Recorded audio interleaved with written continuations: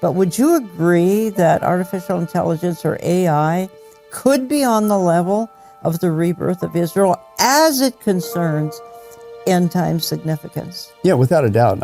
And I've stated that for years. I believe it's just as big of a prophetic watershed moment as Israel becoming a nation again. Now, let's go back to that. So 1948, May 14th, Israel becomes a nation. What's the big deal? Well, it's a big deal is because the 7-year tribulation clearly involves Israel. They're the ones who make a treaty with the Antichrist, which starts it. They're the one that rebuilds the temple that the Antichrist goes into halfway into the 7-year tribulation. It's Jacob's trouble. It's the Daniel 70th week. It's all about Israel. But wait a second. They've been scattered all over the world since 70 AD, the destruction of the temple. And so you can't have a 7-year tribulation without the Jewish people. Well, guess what? You can't say that anymore. That's the big impetus and importance of 1948. They're back. Okay, so but here's the deal. I believe we just saw another one with the birth of AI. Because also what goes on in the 7-year tribulation is Revelation 13 clearly says that the Antichrist and the false prophet literally micromanage the whole planet. Not a country, not a region, the whole planet. To the point where every single financial transaction will be monitored in real time, 24/7. They'll control all the buying, all the selling. All the buying and selling. They're going to be able to give out a global order because it's a global context. They're going to know where anybody is at globally because it says if you don't obey the order, they're going to kill you. And you think about it, how are they going to know whether or not people obey? That's a big brother system where they're monitoring all conversations, all activity, all locations. So stop right there. We've had the satellite technology for a long time. We've had computers for a long time, microchips for a long time. But there's one thing that we've never had, Jan, to pull off Revelation 13. We haven't had the infrastructure. Because you can't hire what? Are you going to hire 1 billion people to stare behind screens to monitor all this activity, the transactions, the people? You can't. It's not feasible. You need something superhuman. All right. There's AI. So I'm convinced with the birth of AI, finally, you can pull off everything, not just Israel's involvement, but now you can pull off even the global micromanaging planet with AI. That's why it's such a huge prophetic sign.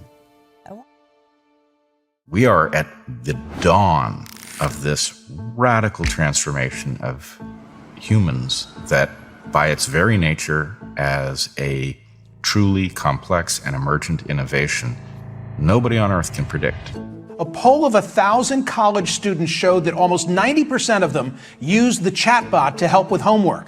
More and more vulnerable people are turning to AI chatbots for support. Entry-level jobs are vanishing at an alarming rate. Half of entry-level white-collar jobs disappearing and 10 to 20% unemployment in the next 1 to 5 years. First of all, they underestimate the magnitude of the AI revolution. AI is nothing like print. It's nothing like the Industrial Revolution of the 19th century. It's far, far bigger.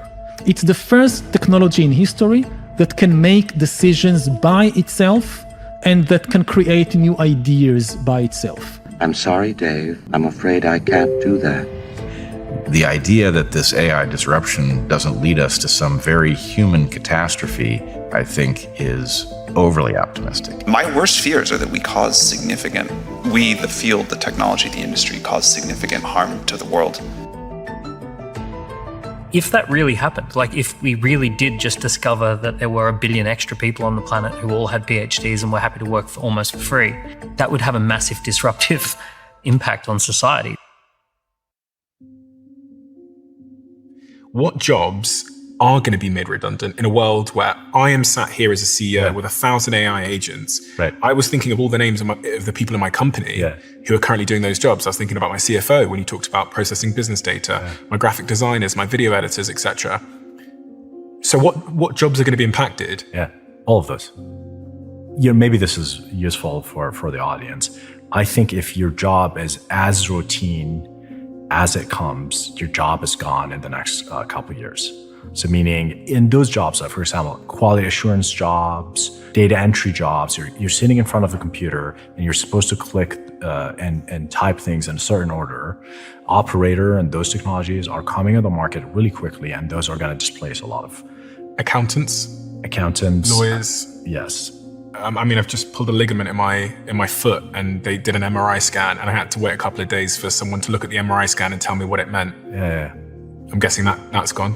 Yeah, I think the healthcare ecosystem is hard to predict because of regulation. And again, there's so many limiting factors on how this technology can permeate the economy because of regulations and people's willingness to take it. But things, unregulated jobs that are purely text in, text out. If your job, you get a message and you produce some kind of artifact that's like probably text or images, that job is at risk.